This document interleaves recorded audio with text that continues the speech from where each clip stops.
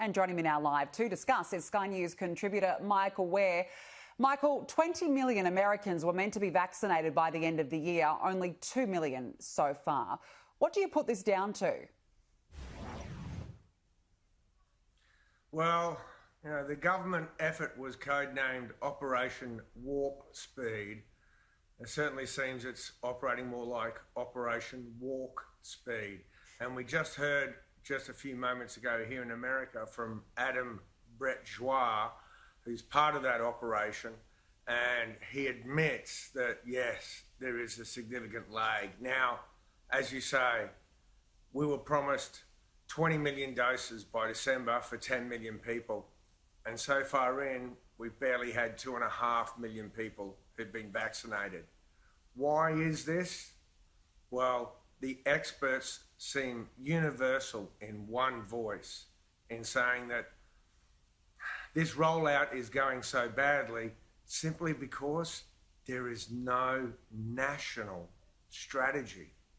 The national strategy has been to help create these vaccines, which has been a miracle, but then just to ship them out to the states and let the states figure it out from there, and in some ways pay for it from there.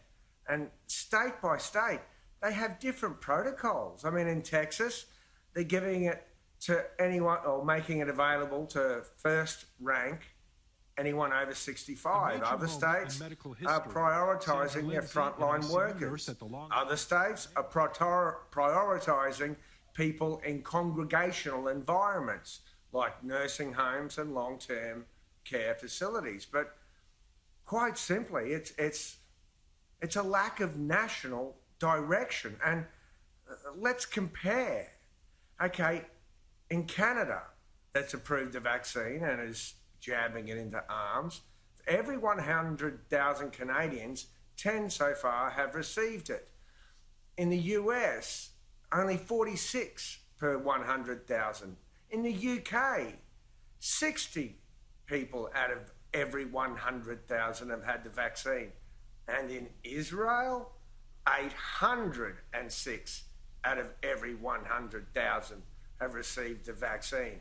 So this is one of the greatest historic challenges that the United States has had to face. And in its early stages, it's starting to stumble. But as the Admiral said from Operation Warp Speed, these are the first steps. It's going to ramp up. It's going to start ramping up. Well, we desperately hope so, because the figures here are frightening. We had a record 3,700 people die across America just yesterday. Already, today's count is that 2,395 people have died just today. And here where I'm sitting in Los Angeles County, it's out of control. We have still 0% intensive care beds. And so as a result, the county authorities have declared that Los Angeles is now going in to an indefinite lockdown, a lockdown that began on the 6th of December. We now have no idea when it will end.